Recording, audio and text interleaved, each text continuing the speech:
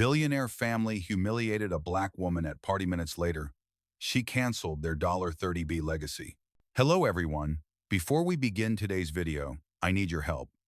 We've noticed that the channel is losing traction, and subscribing is one of the best ways you can help us. It's quick, free, and allows us to continue bringing you great content. Your support means everything. Let's keep this channel growing collectively. Where are you watching from? Drop your city or country in the comments below. Thank you very much. Now, let's get back to the story. Oh my God, who the hell let her in here? The words cracked through the ballroom, like crystals shattering on marble. Every fork froze midair. Every conversation died in half a laugh.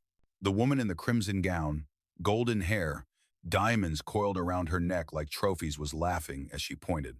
Her laughter wasn't joy. It was sport. A blood sport played under chandeliers worth more than most homes. Across from her stood a woman in white, poised, still, skin gleaming against the flood of gold light. No label shouted her worth. No entourage hovered near. Just composure, calm as stone. Around them, the orchestra faltered. The violins didn't know how to play through prejudice. Cameras lifted discreetly, phones rising like predators drawn to scent. The crowd turned in unison, a ballet of curiosity and cruelty. Maybe she wandered in from the service entrance, the heiress added sweetly, her smile cutting sharper than glass. The men beside her chuckled, obedient and cowardly. Relax, everyone. Mistakes happen. A waiter nearby hesitated, eyes darting between the women. The music gasped, then tried to pretend nothing had happened. But everyone knew it had. The woman in white, her name unknown to them, didn't flinch. She looked at the heiress the way a storm studies a city, measuring its foundations. A small drop of champagne slid down the rim of her untouched glass, landing on the marble with a soft patter that somehow sounded louder than the laughter had been. Don't just stand there, the older man beside the heiress barked at security. Escort this confusion out of here before she embarrasses the hosts. The guard hesitated, that fraction of hesitation only seen when power feels misaligned. The heiress's eyes flashed. Do it. But before he could move, the woman in white finally spoke. Her tone was gentle, each word perfectly pronounced, the kind that belonged to someone who had never once raised her voice to be heard. I'm afraid, she said quietly, you're the ones making the mistake. The silence that followed was total. Even the chandeliers seemed to hum. Her companion, tall, suited in midnight blue, took a half step closer, not to shield her, but to witness. His gaze swept the room like a verdict waiting to be read. And still, she didn't move. The heiress's laugh returned, nervous now, thinner. Oh, honey, she sneered, people like you don't get to correct people like us. A murmur rippled through the tables, fascination and discomfort intertwining. The woman in white lowered her gaze for a heartbeat, almost as if in prayer. Then she looked up, and every breath in the room seemed to forget itself. Something invisible had shifted. The temperature, the sound, the certainty. It was the moment before lightning, silent, electric, inevitable. Before we continue, where are you watching from? Drop your city or country in the comments below. And if you believe in dignity and justice, hit like and subscribe. These stories spark change. And we're glad you're here. Now, back to her. The heiress turned away, muttering to her friends, but the spell of arrogance had cracked. From the corner of the room, someone whispered, she looks familiar. Another voice replied, don't be ridiculous, she's nobody. But the truth, the devastating billion-dollar truth, was already on its way. The woman in white raised her glass, not to toast, not to drink, but to mark the moment. Because in less than 10 minutes, every person laughing in that room would remember her name and wish they hadn't. At first, no one moved. The laughter had died, but its echo still clung to the chandeliers like smoke after fireworks. Then something invisible began to slide through the room, a drop in temperature so slight it might have been imagination. Yet everyone felt it. The woman in white hadn't raised her voice, hadn't taken a step, but somehow she had shifted gravity. Conversations restarted in half sentences, brittle and nervous. A violinist missed a note, the sound trembling into silence. Across the marble floor, the heiress in red tried to recover her rhythm. She lifted her glass, pretending the humiliation she'd served hadn't just curdled in her hands. Anyway, she said too brightly, shall we toast to success? No one followed. The woman in white, Ariana Cole, stood perfectly still. Her gaze moved slowly around the table, pausing on each face long enough for discomfort to bloom. Her calm was unbearable. It exposed how desperate the others were to appear unbothered. Her companion in the navy tuxedo leaned close. "You don't have to stay," he murmured. "I do," she answered, eyes fixed on the crowd. "They need to see what silence looks like when it refuses to bow." The words were quiet, but they landed with the weight of prophecy. Across the hall, waiters exchanged uneasy glances. One accidentally brushed a silver tray. The soft chime rang out like a warning bell. Even the chandeliers seemed to flicker, caught between warmth and guilt. Ariana lifted her napkin, blotting a small stain from her glass, an action so ordinary it became theatrical. Every motion deliberate, every pause timed. The red of the wine against her white gown looked almost painted on, dignity marked but not broken. The heiress laughed again, brittle now. "Don't take it personally," she said, voice sugar-coated in panic. "It's just, well, some people don't know the rules." Ariana tilted her head, curiosity sharpening into something colder. "Rules," she repeated softly. "Or excuses." No one breathed. For a second, the orchestra dared a note. The piano keys hesitated under trembling hands. Then quiet again. Somewhere near the bar, a man whispered, "Who is she?" A woman replied, "Someone important enough not to flinch." Ariana turned toward the grand mirror behind the head table. In its reflection, she could see everything. The trembling waiter, the guest frozen in expensive discomfort, the heiress forcing another laugh. It was all theater, and she had just rewritten the script. Inside, her pulse was steady. Years of boardrooms, deals, and hidden condescension had trained her to weaponize stillness. "Control isn't volume," her grandmother used to say. "It's temperature." The thought made her almost smile. She set her glass down, the click of crystal precise as punctuation. "You're right," she said softly. "Not to anyone and to everyone at once. This is about success." "Everyone." The heiress relaxed too soon. "Exactly," she said, relief in her voice. Ariana continued, "And success always reveals character." The words hung in the air like incense, slow, fragrant, undeniable. Her phone buzzed once in her clutch. A single vibration. No one noticed but her. That was the sound of inevitability beginning. Outside the tall windows, snow started to fall. Gentle, soundless, uninvited. The kind of quiet that comes before consequence. Inside, beneath chandeliers trembling with light, the room didn't yet know it was already part of a legend. And Ariana Cole, calm and immaculate, simply waited for the storm she had already summoned. To understand why Ariana Cole stood so calmly beneath that chandelier, you have to know the story the world never saw. For years, her name had been whispered in boardrooms, never printed in magazines. She was the phantom shareholder who could move markets with a single call, the founder and CEO of Cole Global Capital, a private conglomerate valued at over $120 billion. But power, real power, never needed applause. It preferred silence. Ariana had built that empire the way storms build pressure, invisible, disciplined, inevitable. 20 years earlier, she was a scholarship student with a part-time job and a $100 dream to design financial systems that didn't crush the people who needed them most. When the banks laughed, she listened. When investors refused her meetings, she built her own fund.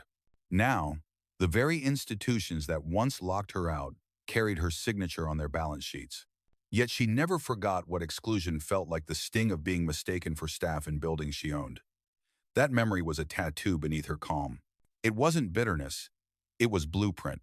And tonight, inside the ballroom of the Wyndham family old money wrapped in arrogance, that blueprint was about to redraw itself.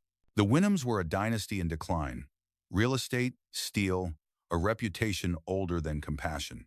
Their empire had been eroding for a decade, but they hid the cracks beneath champagne and charity.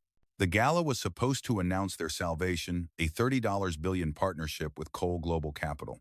The deal would wipe out their debts, restore their legacy, and keep their crest shining above the city skyline.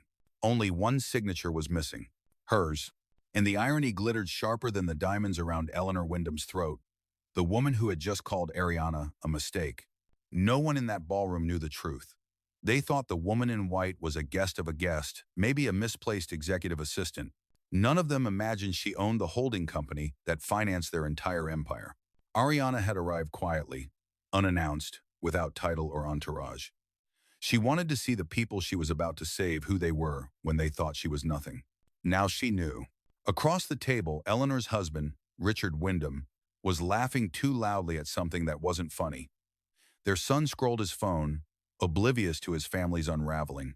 Their daughter, the one in the crimson gown, sipped champagne like defiance in liquid form.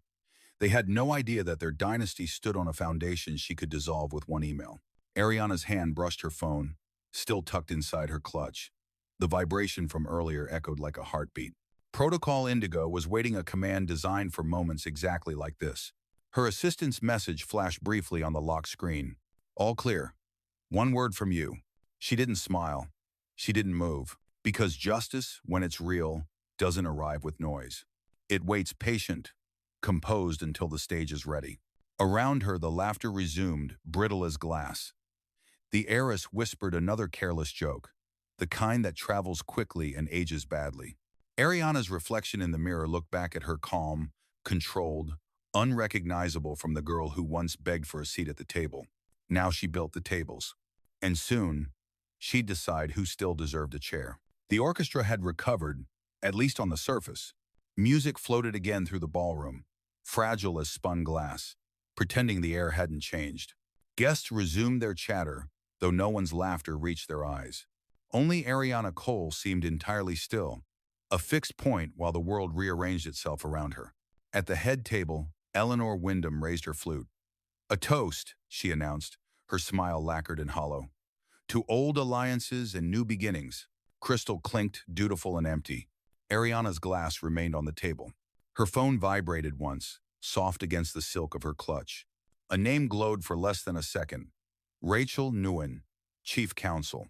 Ariana slipped the device open beneath the tablecloth, her movements slow, deliberate. On the screen, Rachel. "Board confirmed. Protocol Indigo ready. Do you wish to proceed?" Ariana's thumb hovered above the single-word reply. She looked up. Eleanor was still speaking, painting the air with champagne arrogance. "Partnership," she said grandly, "is about knowing one's place and keeping it." A few nervous chuckles answered. Across the hall, the massive LED screen displayed the Wyndham Group crest. The logo shimmered beneath the chandeliers, like a relic from a dying empire. Ariana watched it, her expression unreadable, the reflection of gold light dancing across her eyes. In her memory flickered another room, another humiliation a decade earlier, when a banker had refused her loan application and suggested she try a smaller dream. She'd walked out of that office, built her empire, and later bought the very bank that dismissed her. Now she was sitting in a ballroom financed by that same institution. History, she thought, doesn't repeat. It reconciles. She typed a single word. Proceed. Send. The message left her phone like the pull of a trigger. No one saw it, but every consequence already knew its cue. Somewhere downtown, lights blinked on inside the Cole Global headquarters. Servers whirred to life. Encrypted orders cascaded through layers of authorization. Contracts flagged, terminated. Accounts locked. The $30 billion transaction frozen. At the trading desk, a broker frowned at a red notification. Transfer canceled by primary authority. He reread it twice, unsure if it was an error. Inside the ballroom, Ariana raised her glass at last. "To clarity," she said softly. Her voice didn't rise above the music, yet every ear caught it. Eleanor blinked, uncertain whether she'd just been honored or condemned. Then her husband's phone buzzed. One buzz. Two. Three. His smile faltered. "Excuse me," he murmured, stepping away. Ariana watched him go, the faintest arch of her brow the only sign of recognition. Beside her, the man in the navy tuxedo whispered, "It's done?" She answered without looking at him. "It began the moment they decided my worth. This Seedham is Livel. Is there here?" At the far end of the room, Richard Wyndham reappeared, color draining from his face. He whispered urgently to his wife. She froze. The orchestra kept playing, oblivious to the collapse quietly unfolding between beats. Across the hall, a waiter poured champagne that no one would drink. Ariana placed her phone beside her plate screen dark. Action complete. She didn't need to see the aftershocks to know they were already rewriting balance sheets and headlines. Power, she thought, never yells. It deletes. And in that glittering room of borrowed pride, silence once again became her language and her justice. The first tremor began 3 miles away in a tower of glass and steel that carried the Wyndham crest. Inside, a junior analyst was staring at his monitor when every figure on his screen turned red. System glitch? He muttered. But then came the email. Urgent. Contract termination. Notice Cole Global Capital. Within seconds, executives were shouting across floors, phones lighting like wildfire. At headquarters, the CFO's call went straight to voicemail. The chairman's line rang and rang, unanswered. And all the while, in that glittering ballroom, the orchestra kept playing. No one had yet realized that the music was now performing for a ghost. Richard Wyndham's phone wouldn't stop vibrating. He stepped into the hallway, colorless beneath the golden sconces. "What do you mean canceled?" he hissed into the receiver. On the other end, his legal counsel sounded terrified. "Sir, the wire transfer's been recalled. They revoked digital access. Every clause is locked under arbitration protocol." "That's impossible." "Aye, sir. Cole Global invoked ownership clauses we didn't know existed." In fastrated byword, Richard's voice cracked into a whisper. "Oh my God." He turned toward the ballroom doors. Through the glass, he could still see Ariana Cole serene, sipping water now, as if nothing in the world could touch her. Inside, Eleanor Wyndham's laughter was unraveling. Her daughter leaned in. "Mother, what's happening?" "Dad looks..." "Quiet," Eleanor snapped, the edges of panic slicing her voice. "Just smile." But then the room began to sense it, the shift. Phones buzzing across tables, whispered gasps. A man near the bar read an alert aloud before he could stop himself. "Breaking. Cole Global withdraws from Wyndham merger, effective immediately." The sound spread faster than rumor. Eleanor froze. The heiress beside her turned pale. The violinist stumbled mid-bar, unsure whether to continue playing. At the center of it all, Ariana Cole sat perfectly still, a portrait of unshaken control. She glanced once at her reflection in the wineglass, the chaos behind her, the calm before her. Her companion leaned in. "You did this?" She didn't answer. She didn't need to. Across the city, trading floors flickered with confusion. Wyndham stock began to nosedive in real time. Screens flashed red. Negative 22%, negative 35%, negative 47%. News tickers blinked. $30B deal collapse sparks panic. Reporters scrambled for statements that didn't exist. Rachel Newen, watching from Cole Global's control room, adjusted her headset. "Phase 2 confirmed," she said. "Press embargo lifts in 5. "Do you want a statement, Miss Cole?" her communications director asked over the secure line. Ariana's voice came through the speaker, calm, level, surgical. "No statement. Let the silence explain itself. It is not related." Back at the ballroom, Richard staggered to his wife's side. "It's over," he said quietly. "Completely." Eleanor shook her head, refusing to believe it. "She can't. She wouldn't. She already did." Guests began to retreat, murmuring apologies that weren't really apologies. Photographers caught the moment the woman in red, her diamond smile cracking under the lights. Ariana rose from her chair, unhurried. Every motion elegant, final. She placed her napkin on the table as if signing an invisible decree. Then she said the only words that mattered. "This is what accountability looks like in real time." The cameras caught them, all, the heiress frozen mid-breath. Her father collapsed into silence, the empire dissolving under chandeliers that no longer glittered with pride but with consequence. And as Ariana Cole walked out of that ballroom, the orchestra fell silent, not because the music had end by dawn. The world had a new headline. Billionaire family loses $30B deal after humiliating gala incident. The footage came from a dozen angles, shaky phones, paparazzi lenses, live stream fragments stitched together into a single viral storm.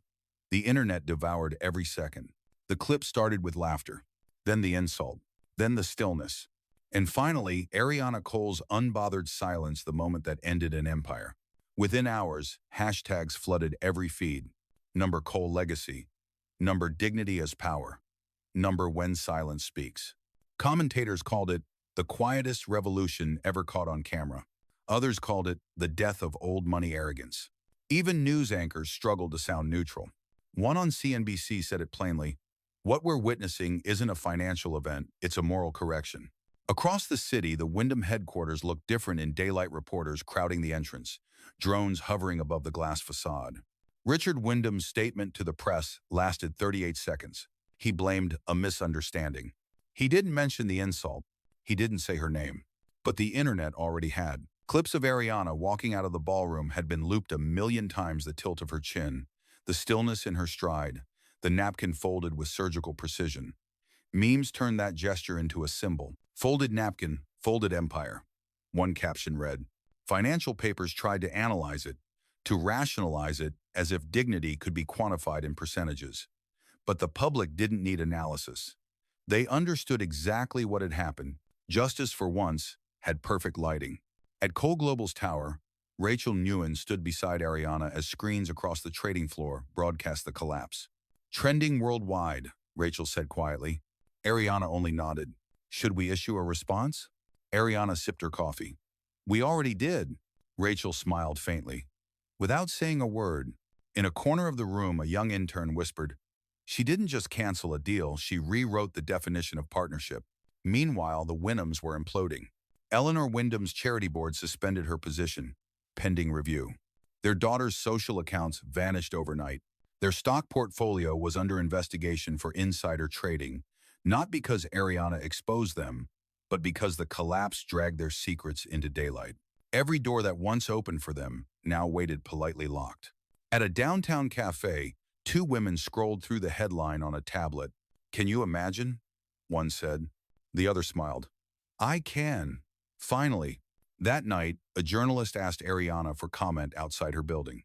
Microphones, flashes, chaos. She paused long enough to answer a single question. "Miss Cole, was this revenge?" Her eyes lifted to the skyline, the same skyline once owned by the family who mocked her. "No," she said quietly. "This was accountability, the currency of our time." Then she walked away, leaving the microphones catching nothing but the city's wind. Online, the final image of her that day wasn't from a red carpet or a press conference.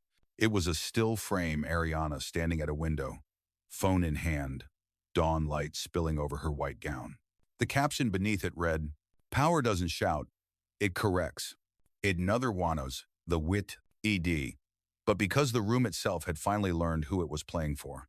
For weeks, the Wyndham name lived where power goes to die, in the headlines, in whispers, in the boardrooms of people suddenly pretending they had never known them. The family's estate, once a symbol of permanence, was now an artifact. Marble halls turned quiet. Calls went unanswered. The staff left one by one, their paychecks frozen under legal review. The charity boards that used to chase Eleanor Wyndham's signature quietly postponed her events. She still dressed for breakfast, still wore pearls, still instructed the servants who were no longer there. Every morning she'd unfold the paper, hoping for a headline that might rewrite the past. But every morning, it was the same.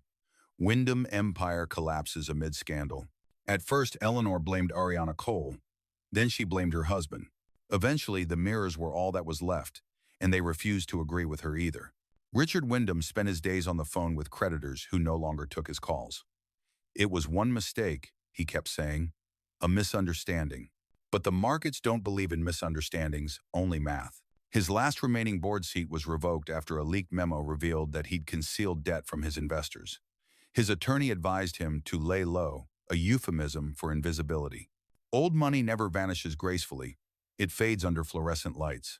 Their daughter, Victoria, the woman in the crimson gown, tried to pivot. She posted an apology video. The internet responded with 4 million comments and 2 billion views.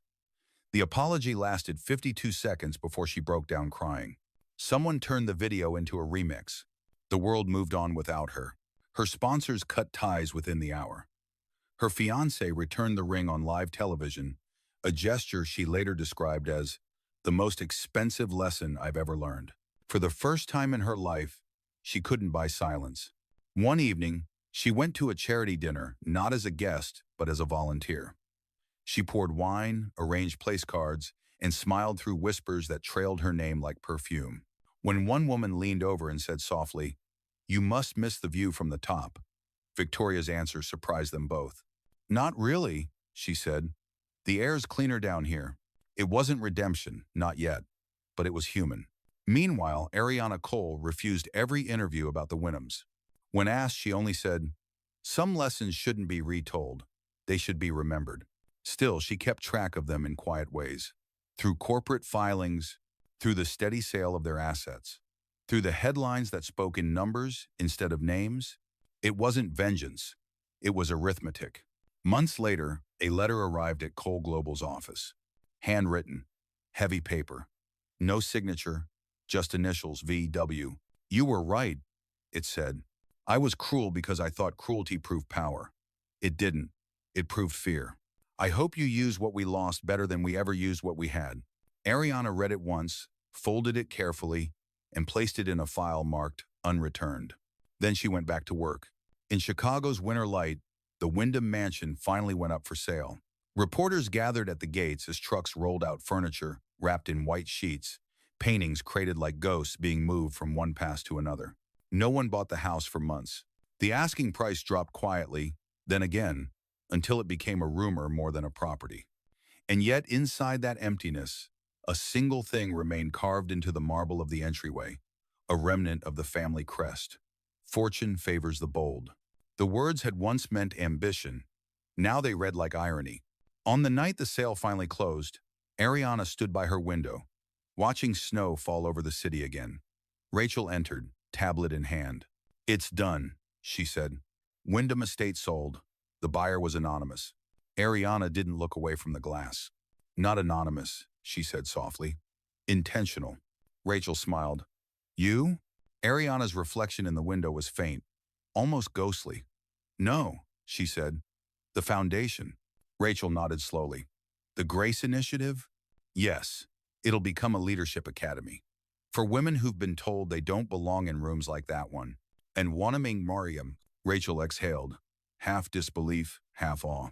"You turned their empire into a classroom." Ariana's gaze didn't shift. Empires crumble. Lessons last.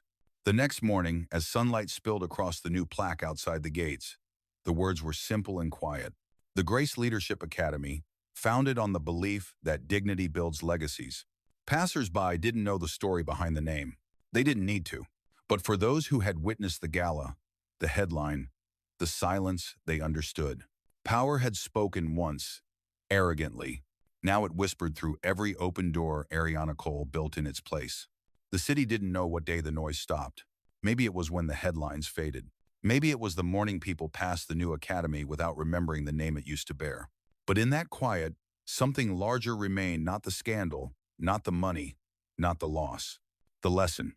At sunrise, the Grace Leadership Academy glowed like a promise reborn. Its marble steps, once polished for the feet of the privileged, now carried students in bright scarves and worn sneakers. Young women from every corner of the world. Lagos, Detroit, Manila, Kingston, walking through doors that had once been locked to them. Inside, the atrium was filled with light. Where the Wyndham crest had once hung, there was now a simple inscription carved into the stone. "For those who were told no, build your own yes." Every morning, Ariana walked through that hall without ceremony. She wasn't there for recognition. She came to listen to the hum of possibility that echoed where arrogance once lived. Her schedule was still full. Board meetings, global investments, projects spanning continents, but this place grounded her. It reminded her why silence, when wielded with purpose, could become the loudest language in the world. One afternoon, she found a girl sitting alone on the stairs, no older than 19.